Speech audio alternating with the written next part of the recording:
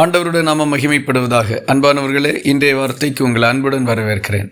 இன்றைய தியானத்துக்காக நீதிமொழிகள் 9வது அதிகாரம் 8வது வசனத்தை வாசிக்க கேட்போம். பரியாசக்காரனை கடிந்து கொள்ளாதே, அவன் உன்னை பகைப்பான். ஞானம் உள்ளவனை கடிந்து கொள், அவன் உன்னை நேசிப்பான்.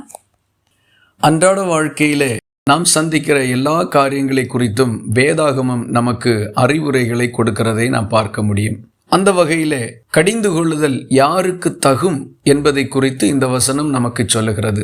பரியாசக்காரனை கடிந்து கொள்ளாதே என்றும் ஞானமுள்ளவனை கடிந்து கொள் என்றும் வசனம் நமக்கு அறிவுறுத்துகிறது. கடிந்து கொள்ளுதல் என்பது கண்டித்தல். பரியாசக்காரனை நாம் கண்டித்தால் அதனால் நமக்கு எந்த பலனும் இல்லை, அவனுக்கும் எந்த பலனும் இல்லை. அதன் விளைவு என்னவாகும்? அவன் நம்மை பகைத்து விடுவான்.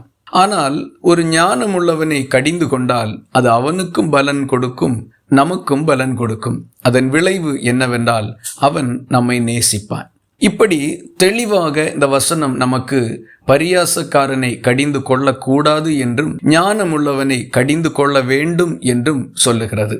பரியாசக்காரனை குறித்து 1வது சங்கீதம் நமக்கு சொல்லுகின்ற பொழுது அவனோடு உட்காராதே என்று அறிவுரை வழங்குகிறது. அவனோடு எந்த ஒரு காரியத்திலும் நாம் பங்கு பெற வேண்டாம் என்றுதான் வசனம் நமக்கு சொல்லுகிறது. ஆகவே பரியாசக்காரர்களோடுள்ள தொடர்புகளையும் ஐக்கியங்களையும் நாம் நிறுத்தி விடுவதுதான் நலமானது.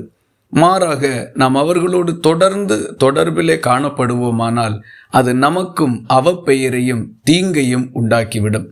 மாறாக ஞானமுள்ளவனை கடிந்து கொள்ளலாம். தவறு செய்கிறவன் பரியாசக்காரனாயிருந்தால் அவனை கண்டிக்கும் பொழுது அவன் நமக்கு விரோதியாக மாறிவிடுகிறான்.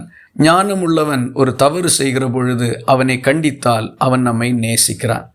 ஆகவே வேத வசனத்தின் தெளிவை பெற்றுக்கொண்டு யாரை கண்டிக்க வேண்டும், கண்டிக்க கூடாது என்கிறதை உணர்ந்து அனுதின வாழ்க்கையிலே நாம் செயல்படுவோம். சரியானதை நாம் செய்யும் பொழுது அதன் பலனாகிய சமாதானத்தை நாம் பெற்றுக்கொள்வோம். ஞானமுள்ளவர்களை கடிந்து கொள்வோம். அவர்கள் நமக்கு சிநேகிதர்களாயிருப்பார்கள். அவர்களும் ஞானத்தில் தேறினவர்களாக மாறுவார்கள். இந்த வார்த்தைகள் இந்த நாள் முழுவதும் உங்களுக்கு ஒரு ஆசீர்வாதமாக இருப்பதாக. ஜெபிக்கலாமா? எங்களை நேசிக்கிற அன்பு நிறைந்த நல்ல ஆண்டவரே, நாங்கள் உம்மை நன்றியோடு துதிக்கிறோம். நாங்கள் ஒவ்வொரு சிறு சிறு காரியங்களை செய்கின்ற பொழுதும் வேதாகமம் எங்களுக்கு அது குறித்து என்ன ஆலோசனை கொடுக்கிறது என்கிறதை அறிந்து நடந்து கொள்ள எங்களுக்கு நீர் உதவி செய்கிறதற்காக உமக்கு ஸ்தோத்திரம்.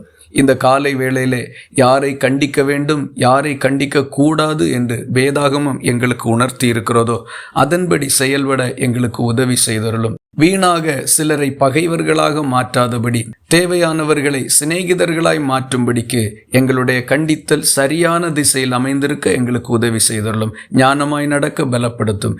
ஜெபத்தை கேட்டதற்காக ஸ்தோத்திரம். இயேசு கிறிஸ்து மூலம் வேண்டிக் கொள்கிறோம் எங்கள் அன்புள்ள நல்ல பிதாவே, ஆமென். கர்த்தர் தாமே உங்களை ஆசீர்வதிப்பாராக.